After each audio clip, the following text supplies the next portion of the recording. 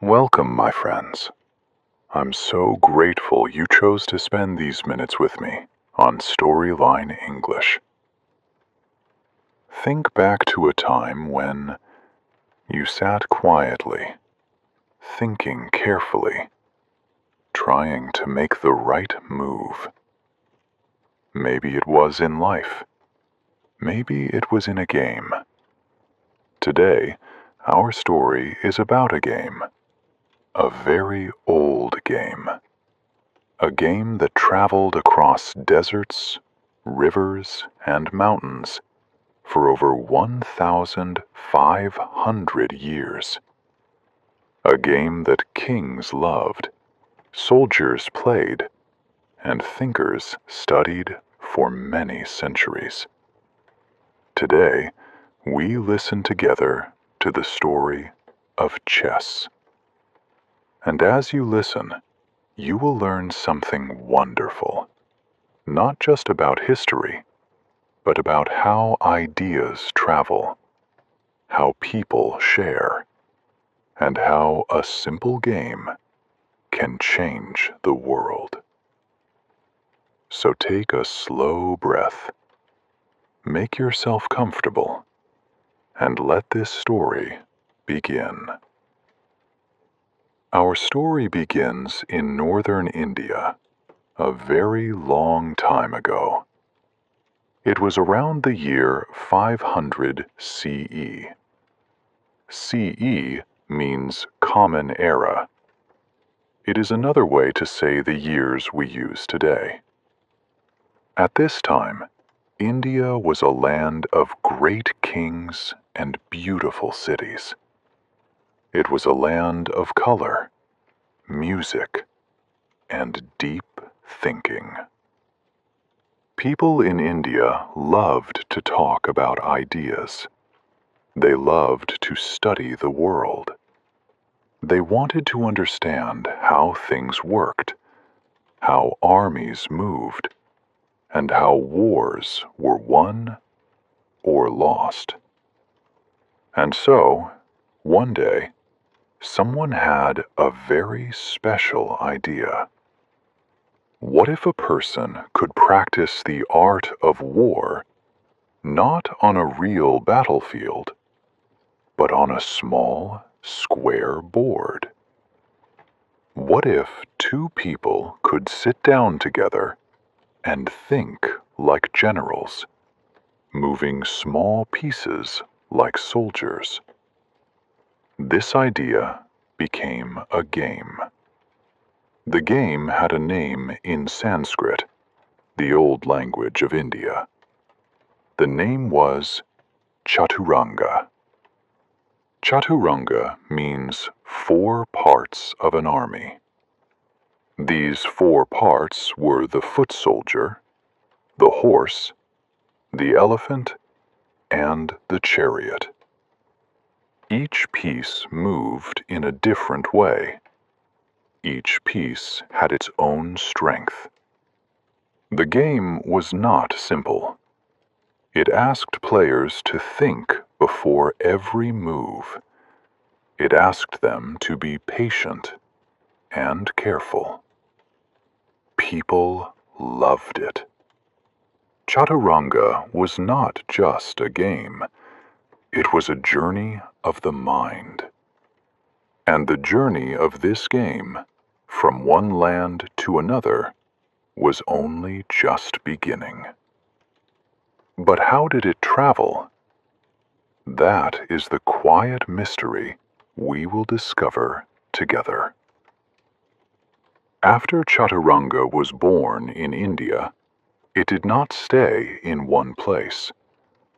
Like a seed carried by the wind, it traveled.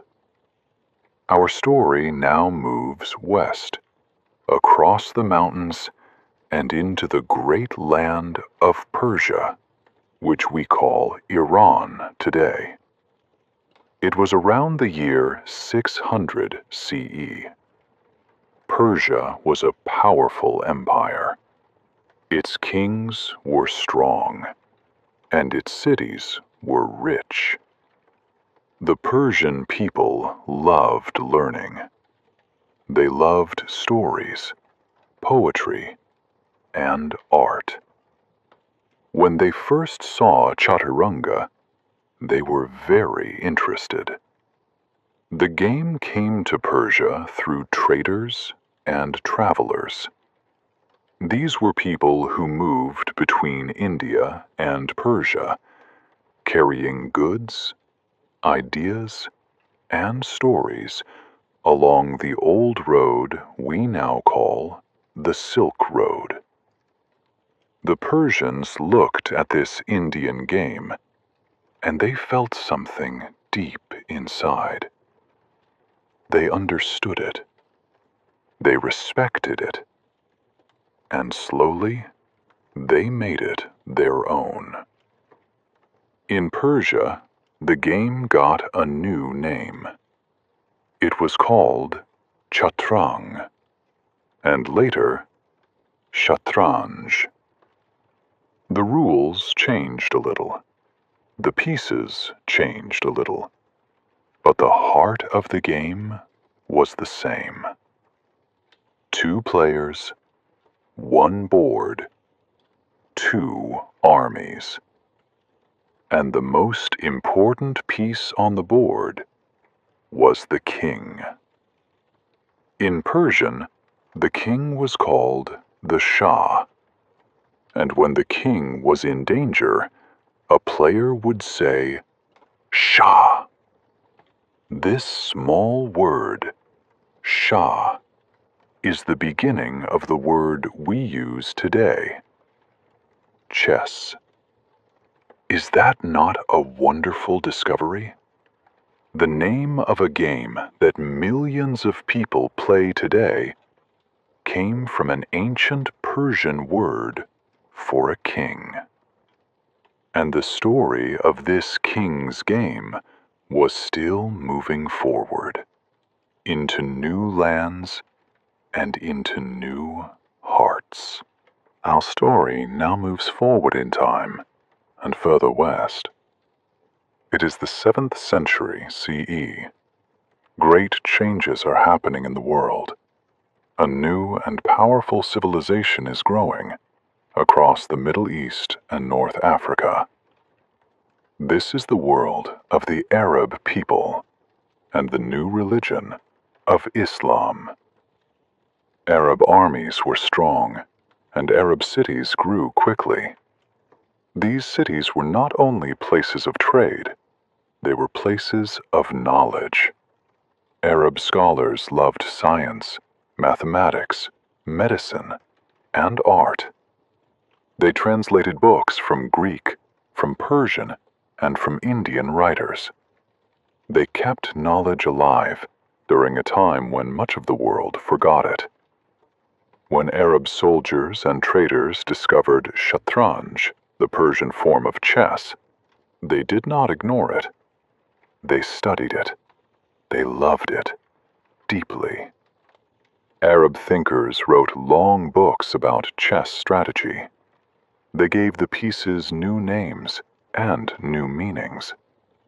Arab poets wrote about chess in their poems.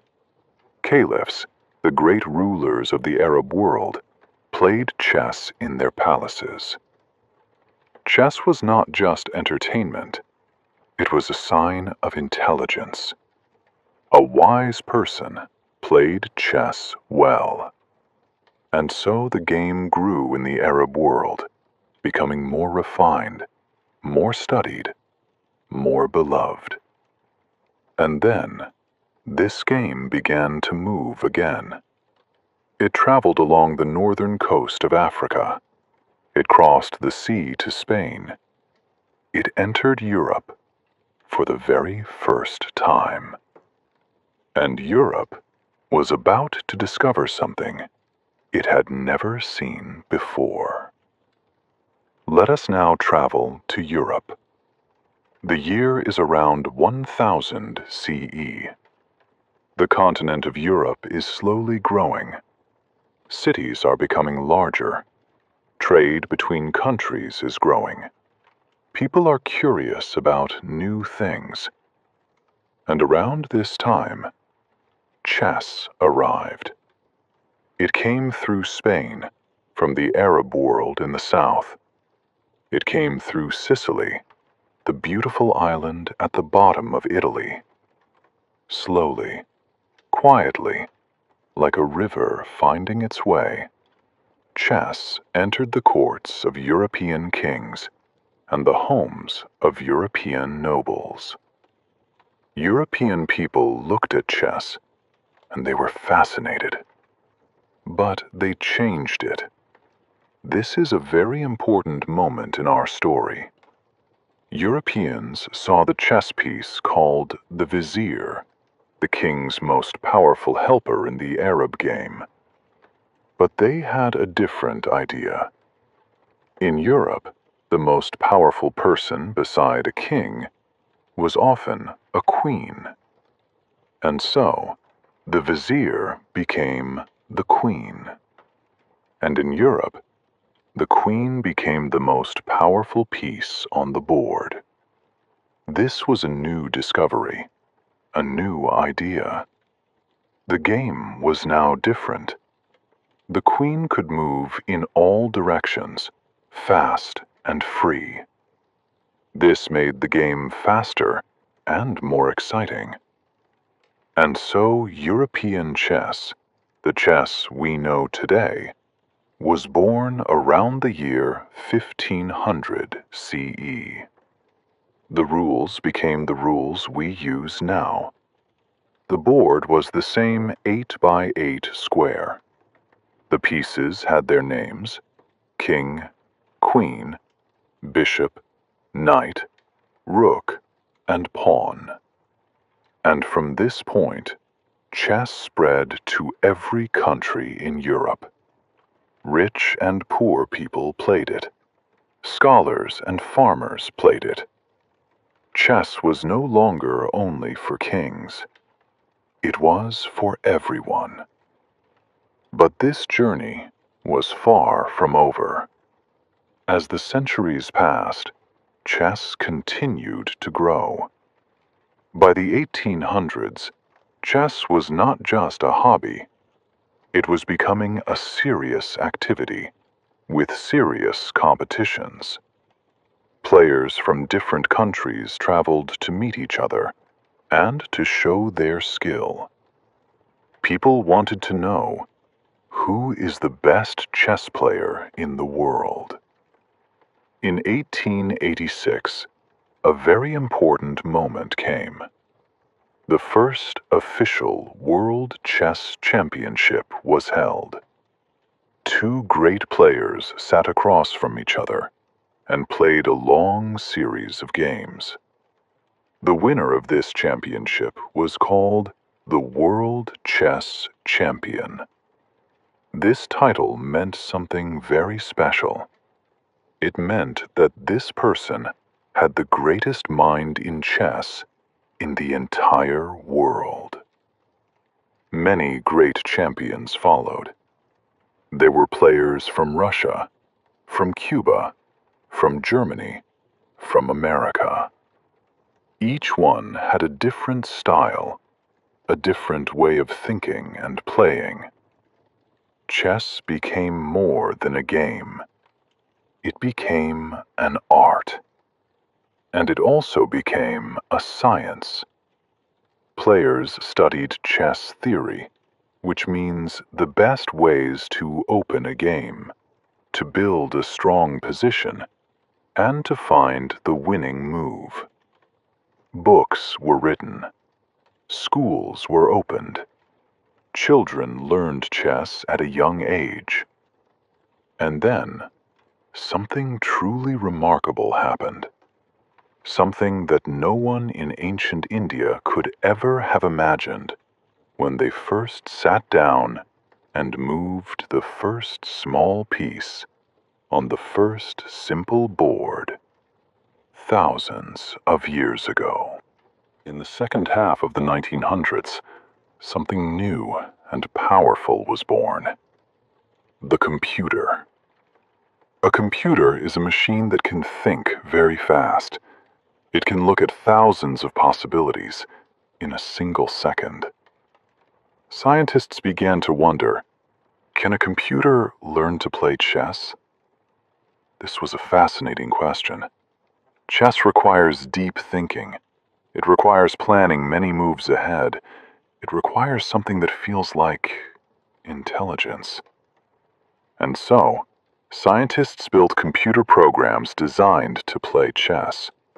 At first, these programs were weak. A good human player could easily beat them. But year by year, these computer programs got better. They learned. They improved. And in the year 1997, something historic happened. A computer called Deep Blue, built by the IBM company in America, played against Garry Kasparov. Kasparov was the world chess champion at that time. He was considered one of the greatest chess players who ever lived. The match between Kasparov and Deep Blue was watched by millions of people around the world. It was not just a chess match. It was a question about the human mind. Could a machine truly think better than a person? After 6 games, Deep Blue won. The machine defeated the champion. It was a turning point. Some people felt sad. Some people felt amazed. But chess did not die. It became more popular than ever. Computer programs helped players learn faster. People used computers to study the game and improve their skills. Chess found a new home, online. And today, hundreds of millions of people play chess on their phones, on their computers, and on boards in parks and schools all around the world. And so, our story comes gently to a close. We started in northern India, around 1,500 years ago, with a quiet game on a simple board. We followed that game as it traveled to Persia, where it found a new name and a new home. We watched it enter the Arab world, where great thinkers loved it and wrote about it with care. We saw it arrive in Europe, where the Queen became the most powerful piece. We witnessed it grow into a world competition, and then meet the computer age and survive. What does this long journey teach us? It teaches us that a good idea does not stay in one place. A good idea travels. A good idea finds new people, new hearts, and new homes. And every time it arrives somewhere new, it changes a little, but its heart stays the same. Chess was always a story about thinking, patience, and strategy. That never changed. And you, my friend, are on your own journey right now. The journey of learning English. This journey also takes time. It also asks for patience. It also asks you to think, to listen, and to keep moving forward, one step at a time. Do not rush. Every story part you listen to, every new word you understand, every sentence that becomes clear is a move on your board. And every move brings you closer to where you want to be. Thank you so much for listening today on Storyline English. If this story brought you something good, something calm, something useful, please leave a comment below and tell me. I would love to know what you thought about the history of chess, or which part of the story you liked most. Subscribe to Storyline English so you never miss a new story. And come back soon, because next time, another journey is waiting for you, and I will be right here to take it with you.